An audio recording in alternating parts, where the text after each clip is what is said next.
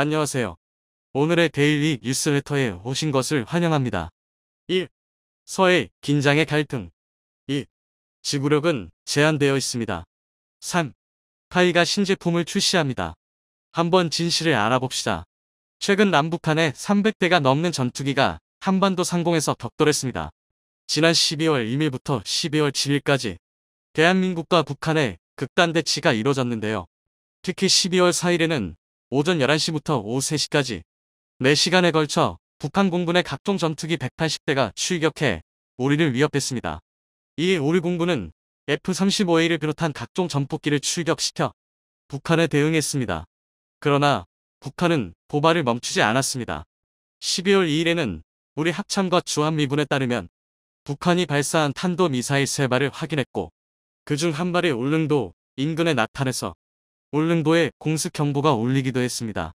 그리고 12월 7일에는 총참모부 명의로 자신들이 12월 2일에 울산 앞바다를 향해 순항미사일 2발을 발사했다고 주장했습니다. 이 소식에 대한민국이 발칵 뒤집혔습니다. 만약 북한의 주장이 사실이라면 우리 군이 북한의 미사일을 탐지 못했다는 이야기이기 때문입니다. 그런데 다행인 것이 북한의 이 주장은 거짓입니다. 북한이 순항미사일을 착탄시켰다고 주장하는 울산 앞공에는 한미일 3국의 감시가 집중된 경계 수역으로 이 지역에서 북한이 우리 몰래 미사일을 착탄시켰을 가능성은 사실상 제로에 가깝습니다. 하지만 그렇다고 북한의 도발을 가볍게 넘겨도 될 만큼 단순한 일은 아닙니다. 최근 한 달간 북한이 벌인 무력 도발은 중국과 러시아의 적극적인 지원으로 벌어진 일입니다. 그래서 규모와 수준에서 이전까지와는 차원이 다른 무력 시위가 매일 벌어지고 있는 것입니다. 이는 달리 말해 앞으로 중국과 러시아의 독재 정권이 무너지지 않는 한 북한이 대한민국에 가할 수 있는 위협의 강도가 점차 세지면 세졌지 절대 약해지지 않을 것이란 뜻입니다. 따라서 우리 군 역시 강력해질 북한군에 맞서 충분한 전력을 확보해야 할 필요성이 더욱 대두됐습니다. 그 중에서도 특히 이번 대치에서 큰 역할을 한 공군 전력 강화가 시급합니다. 단순히 전술기를 확보하는 것뿐만 아니라 각종 지원기 전력을 강화하고 작전 레벨이 전술 공군인 우리 공군을 어떤 작전이든 독립적으로 수행할 수 있는 전략 공군으로 업그레이드 해야 하는데요. 그래서 준비했습니다. 오늘은 사상 초유의 남북 공중대치와 한국 공군이 앞으로 나아가야 할 방향에 대해 알려드리겠습니다. 지금 전 세계가 불바다입니다. 2월 24일 시작된 우크라이나 전쟁을 계기로 온 세계의 분쟁이 활화산처럼 폭발하고 있습니다. 우크라이나 전쟁으로 우크라이나산 곡물이 끊기면서 최악의 기아에 직면한 아프리카는 물론이고 세계 패권 경쟁 구도에서 미국과 러시아가 빠지면서 여기에 생긴 힘의 공백으로 인해 중동은 지역 강국 간의 충돌과 더불어 시민혁명으로 인한 내전으로 번지고 있습니다. 또 소련 시절 엉터리로 짜인 국경으로 인해 충돌이 벌어지고 있는 중앙아시아에서는 또 다른 전쟁의 기운이 감돌고 있습니다. 뿐만 아니라 벌써 2년 차에 접어든 미얀마 시민혁명 등 온 세계가 전쟁의 도가니에 들어서고 있습니다. 심지어 12월 8일 현재를 기준으로 1990년대 동남부 유럽을 피로 물들였던 유고 내전의 최대 격전지 코소보에서 세르비아와 코소보의 군사 갈등이 격화되고 있습니다. 솔직히 이쯤 되면 세계대전이 아닌가 싶기도 합니다. 그러나 국제 정치학자들은 세계대전이라는 말을 하고 있지 않습니다. 그 이유는 세계에서 가장 큰 화약고가 폭발하지 않았기 때문인데요. 그곳은 바로 동북아시아입니다. 그도 그럴 게 동북아시아 각국이 지난 수십 년간의 군비 경쟁으로 육성한 군대는 정말 무시무시합니다. 러시아의 몰락으로 이제는 명실상 부한 세계 2 군사 강국이 된 중국이 있고 군대가 아니라고 주장하지만 세계 어느 나라의 군대와 비교해도 손색이 없는 강군인 자위대를 보유한 일본, 그리고 틈만 나면 핵을 쏘겠다며 미사일과 포탄을 난사하는 미치광이 북한과 그런 북한을 대적하기 위해 미국을 제외하면 사실상 서방 최강의 육군 전력을 유지하고 있는 대한민국 등 현재 동북아의 국가 중 군사적으로 만만히 볼 나라는 단 하나 없습니다. 심지어 중국이 언제든 부술 수 있다고 취급하는 대만의 군대조차 전 세계 국방력의 상위 10%에 충분히 드는 강군입니다. 그만큼 지금의 동북아에서 전쟁이 터진다면 그것이 바로 세계 3차 대전의 시발점이 될 것입니다. 이러한 상황들 때문에 세계 군사 전문가들이 만약 동북아시아에서 전쟁이 나면 그것은 세계대전이라 이름 붙일 만한 대격전이 벌어질 것이다라고 주장하는 이유입니다. 이런 이야기는 사실 우리 입장에서는 그다지 생각하고 싶지 않은 이야기입니다. 그러나 우리의 바람과는 반대로 날이 갈수록 동북아 대전의 가능성이 올라가고 있습니다. 이번 사면임에 성공한 시진핑은 중국 내부의 불만을 돌릴 타겟으로 대만 침공을 노골적으로 준비하고 있으며 이를 저지할 대한민국을 견제하기 위해 뒤로 북한을 지원하면서 군사적 긴장이 급속도로 고조되고 있습니다. 이에 우리 군도 경계태세를 강화한 채 사태를 예의주시 중인데요. 그 증거가 한미연합공군의 대비태세를 점검하는 연례훈련인 비질런트 스톰입니다. 비질런트 스톰 훈련은 한반도 전시작전 준비훈련으로 페노를 대체한 훈련입니다. 페노는 코리안 페닌슐라 레디니스 오퍼레이션 엑서사이즈의 야어로 전시 한반도에서 싸울 작전 태세를 점검하는 훈련입니다. 한미연합군은 2015년에 이 페노 훈련을 비질런트 에이스로 변경하며 목적성과 규모를 키웠는데요. 앞에 붙는 비질런트는 경계한다, 방심하지 않는다는 뜻이고 에이스는 에어 컴포넌트 엑서사이즈로 공군 구성군 훈련을 뜻합니다. 간단히 말해 한미연합사 산하 조직층 전시에 한국과 미군의 공군을 통솔할 연합공군 구성군 사령부를 중심으로 전시태세를 점검한다는 건데요. 그런데 북핵 위기가 한창이던 2017년에는 전투기가 무려 230대가 동원됐습니다. 이 훈련에는 우리 군의 거의 모든 주력 항공기가 총동원됐는데요. 이 때문에 북한은 비질런트 에이스 훈련을 굉장히 무서워했습니다. 그도 그럴 게 북한 전투기 100대가 와도 우리 전투기 10대가 붙는다면 북한은 한국군의 전투기를 단 한 대도 격추시키지 못하고 순식간에 전멸할 정도로 한국과 북한의 공군력 격차는 엄청납니다. 더군다나 북한 공군은 열악한 재정과 제재로 인한 물자 부족 때문에 100대는커녕 10대를 띄울 때도 손을 벌벌 떨어야 합니다. 그러니 한미연합군이 200대가 넘는 전투기를 띄웠다는 것은 만약 한국과 미국이 폭격을 결정한다면 북한은 그대로 끝장난다는 뜻입니다.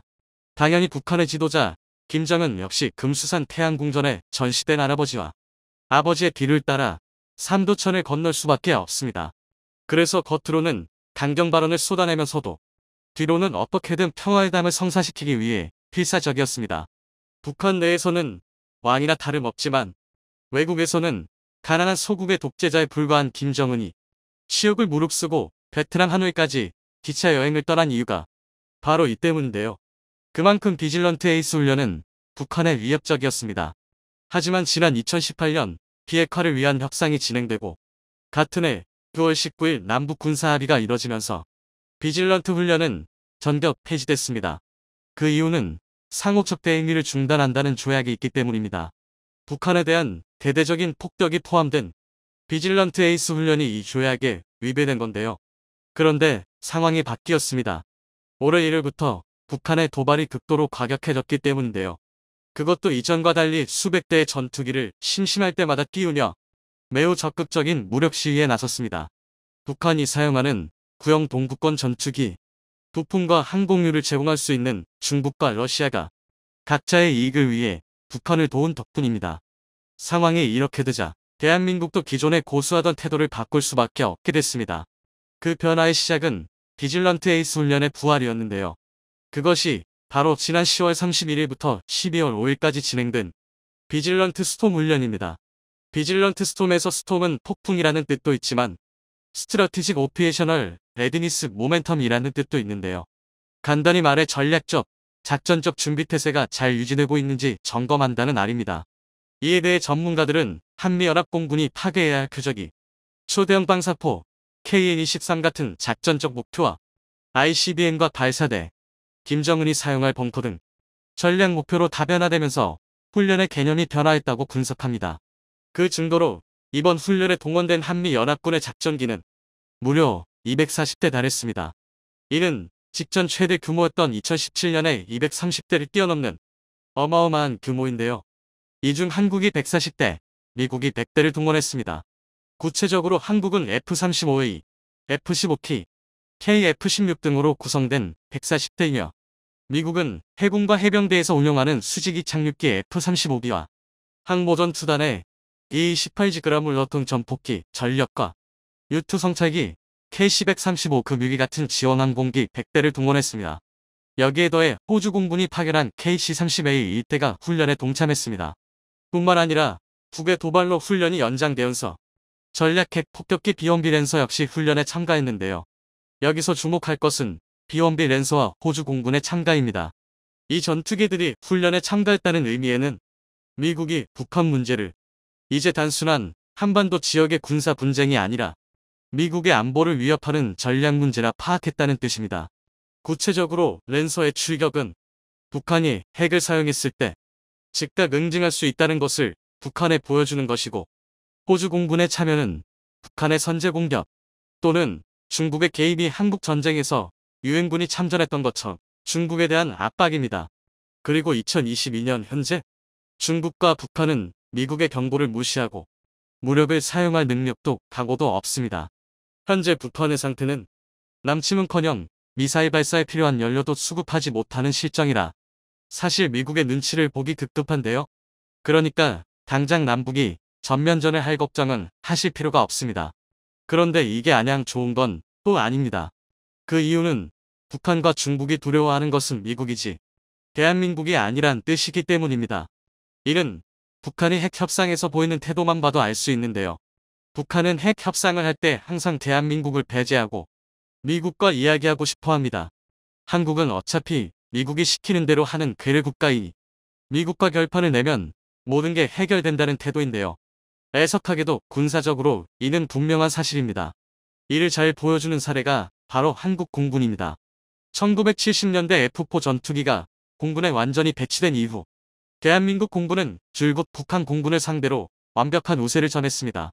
그리고 1980년대에 F-16이 도입되고 1990년대 KF-16이 라이선스 생산되면서 이 격차는 도저히 메울 수 없을 정도로 크게 벌어졌습니다. 하지만 2022년 현재를 기준으로 하더라도 대한민국 공군은 독자 전력으로 북한을 제압하기 어렵습니다. 미국의 고고도 유무인 정찰기가 제공하는 각종 영상 및 신호정보, 미국의 초기 경보 통제기와 합동이 동표 적감시기가 제공하는 실시간 정보, 전폭기를 보호하고 적의 방공망을 무력화시킬 전자전기, 그리고 각종 항공기의 작전 시간을 크게 늘려줄 공중급유기 등 각종 지원 전력 중 상당수를 아직 미국에 의존하고 있기 때문입니다. 한마디로 미국이 시키는 작전을 수행할 수 있는 전술 공군의 역할은 수행할 수 있지만 독자적인 전략에 따라 적국과 대적할 수 있는 전략 공군의 능력은 전무한 겁니다. 그나마 지난 10년간 2737 조기 경보통제기 4대와 KC-330 공중급 유기 4대, 형 백두정찰기 4대 등 각종 지원 전력을 보강하면서 독자적인 작전 역량을 어느 정도 확보했으나 아직 부족한 것이 사실입니다. 지금 당장 미군으로부터 작전권을 받아온다 할지라도 현대전을 완벽히 수행할 전력과 이를 제대로 경험하고 이해한 장교의 수가 모자랍니다. 이 때문에 현재 우리 군에서는 전자전기 도입, 조기 경보통제기와 공중급 유기 추가 도입, 국산 중고도 무인기 무화부의 개발과 배치, 그리고 이를 통제할 링크를 도입 중입니다. 공군이 도입한다는 모든 무기들이 계획대로 도입된다면 우리 공군은 미 공군의 통제를 벗어나 당당히 우리의 의지대로 활동할 수 있게 됩니다. 중국 광둥성 주하이에서 지난 8일부터 13일까지 진행된 주하이 에어쇼. 이곳에서는 중국의 신형 무기가 산더미처럼 쏟아져 나왔는데요. 그런데 이상하게도 그 한가운데에 한국의 명품 장갑차 레드백의 모습이 발견됐다고 하는데요. 특유의 형상과 심지어는 한국 방산의 트레이드 마크인 고무 궤도까지 똑같았죠. 하지만 당연히 한국이 천년의 적중국의 방산 전시회에다가 무기를 보여줬을 리가 없습니다. 이쯤 되면 예상하셨겠지만 보나마나 중국이 늘 그래왔던 것처럼 남의 나라 무기를 베낀 것이 분명한데요. 그 장갑차에는 그런 것 치고도 특기할 만한 점이 있었습니다.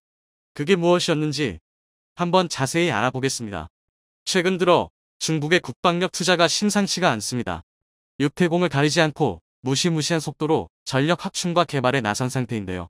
한 곳의 조선소에서 5에서 6대의 구축함을 동시에 건조하는 짓은 근 몇 년 사이에 하도 자주 나온 소식이라 이제는 예사실같이 느껴질 정도입니다.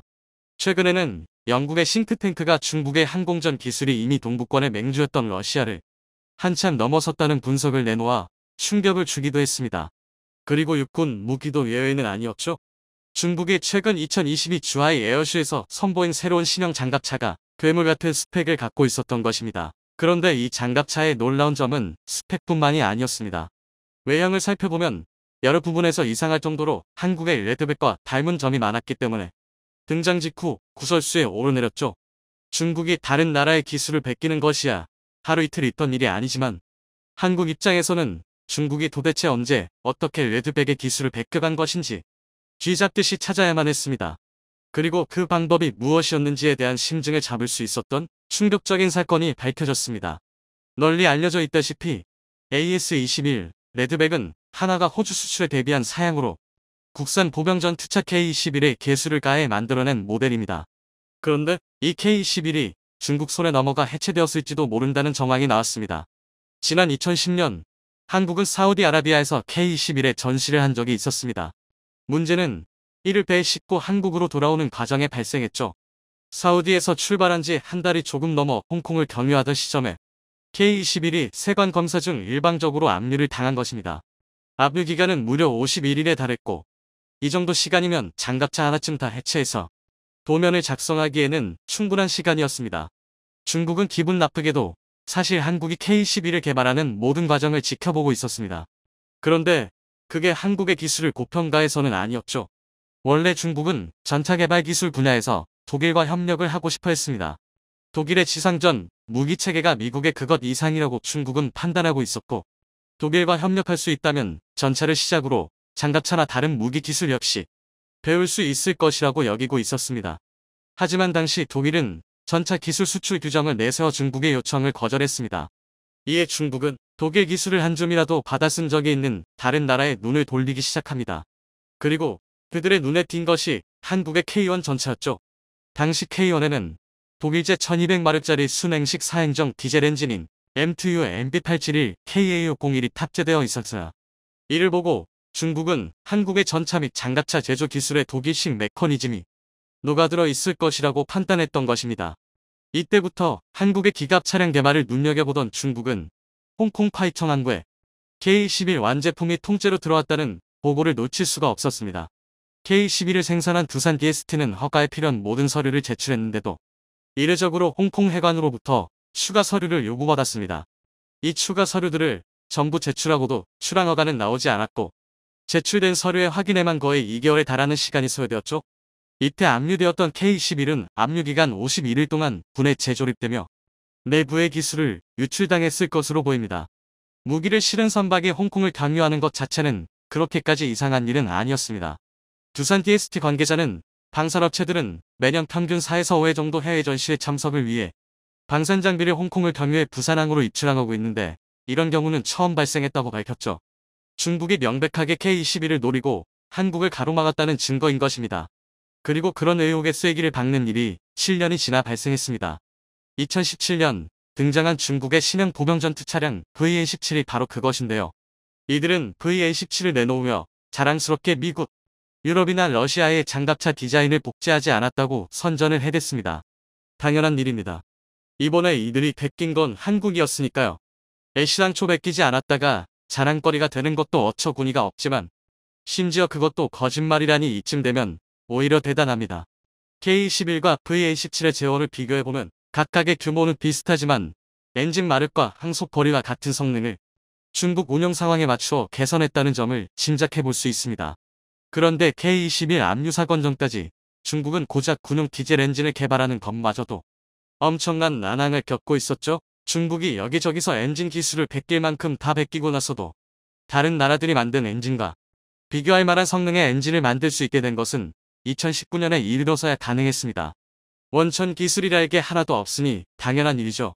그런데 이런 중국이 개발 기간 7년, 기술 실증 기간은 그 중에서도 절반 정도에 불과했을 텐데 그 사이에 갑자기 K-21에 버금가는 성능의 엔진을 뚝딱 만들었다는 것은 말이 되지 않습니다.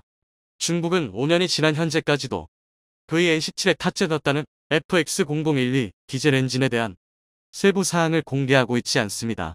하지만 그것이 K-21의 엔진을 역설계한 것이라는 것을 모르는 사람은 없죠. 중국은 이때 만든 VN-17이 꽤 마음에 들었던 모양입니다. 보병전 투차 개발을 이어오면서 이제식 번호를 계속 이어오고 있기 때문입니다. 이번에 중국 주하이 에어쇼에서 공개된 중국의 신형 보병전투차 역시 마찬가지였습니다. VN-20이라는 번호를 받은 이 보병전투차는 그 자리에 있던 해외 방문객들의 눈을 의심케 하기 충분했습니다. 한국의 레드백이랑 놀라울 정도로 다여있었기 때문입니다. 그도 그럴 것이 VN-20은 레드백의 배다른 형제나 다름이 없습니다. 보통 무기의 세계에선 시대에 따라 요구되는 성능은 비슷비슷하게 마련이니 그런 성능을 하나하나 갖춰 모으다 보면 형상도 비슷해지는 수렴, 진화의 양상을 띱니다. 레드백은 한국이 K-12를 개수한 것이고 VN-20은 중국이 K-12를 베낀 VN-17을 발전시킨 것이니 겉모습이 비슷해지는 것도 당연합니다. 그런데 VN-20의 경우에는 불행히도 어머니 쪽에 문제가 있었습니다. 레드백과 VN-20의 외관은 비슷한 것이 사실이지만 둘을 같이 놓고 보면 자세히 뜯어보지 않아도 놓칠 수 없는 차이점이 보입니다. VN-20이 어처구니 없을 정도로 크기 때문이죠. VN-20에 사용된 차대는 VT4로 이쪽은 아예 MBT, 즉 탱크입니다. 그렇다 보니 당연히 중량도 50톤에 달하는데 VN-20은 거기다가 거의 모든 방향의 장갑판에다가 모듈식 반응 장갑까지 설치해서 어마어마한 떡대를 자랑하는 형태가 되어버렸습니다. 이 정도면 전차에다가 포탄만 갈아 끼워놓고 이건 장갑차라고 우기는 것에 가깝습니다. 중국이 장갑차의 크기를 이렇게까지 키우려는 이유가 뭔지는 정확히 알 수 없지만 적어도 충분한 고민은 하지 않았음이 분명합니다. 명색이 장갑차라면 기본적인 역할은 기계와 보병의 수송과 화력 지원입니다. 그런데 탱크 차대를 그대로 가져다가 박은 VN-20은 고작 6명밖에 태울 수가 없습니다. 현재 웰메이드 장갑차로 꼽히는 레드백과 링스가 승무원 3명에 더해서 보병을 최소 8명, 구겨 넣으면 9명까지도 태울 수 있다는 점과 비교하면 초라한 수준이죠. VN-20에는 30mm 무인 포탑이나 100mm와 30mm 기관포 탑재형 2인 포탑을 골라 달 수 있다고 합니다. 그리고 포탑 측면에는 대전차 미사일 역시 탑재하고 있죠. 이런 점은 러시아의 장갑차 BMP-3와 같은 사양입니다. 그리고 앞서 언급했듯 한국 기갑 차량의 상징과 같은 고무 궤도도 채택하고 있습니다. 이는 중국이 어느 정도는 현대 기갑 무기의 트렌드를 따라가려는 시도를 하고 있다는 방증입니다. 그런데 정작 차체의 대형화한 논의다가 중요한 보병 수송 능력에서 아무런 고민도 없이 급조해서 만든 흔적이 뻔히 드러나니 포탑과 차체를 따로따로 만든 수준이 아닌가 싶을 정도입니다. VN-20의 개발 계획은 적어도 2019년 이전부터 있었다는 것이 중문입니다. 이때 중국이 밝힌 VN-20의 개발 계획은 수출과 내수를 모두 노린다는 것이었는데요. 만약 중국이 K-21의 DNA를 잘 살리고 타국의 명품 무기들에서 좋은 점을 잘 벤치마킹해왔더라면 레드백의 강력한 경쟁자가 되었을 수도 있었습니다. 다행히도 무언가 허술한 결과물이 나왔기에 망정이지 멀쩡한 장갑차를 만들었더라면 상대가 중국인 만큼 레드백은 가격 경쟁력이라는 벽에 부딪혀 수출길이 막혔을지도 모르는 일입니다. 한국은 방산 분야에서 길지 않은 세월에 괄목할 만한 성과를 얻어내기는 했지만 끔찍한 이웃들이 주변에 사는 만큼 기술이 발전할수록 더더욱 보완에도 신경을 써야만 할 것입니다. VN-20의 사례처럼 언제 중국이 한국 기술자들이 피땀 흘려가며 만든 성과를 가로채가서 불쾌한 개조품을 만들지 모르기 때문이죠.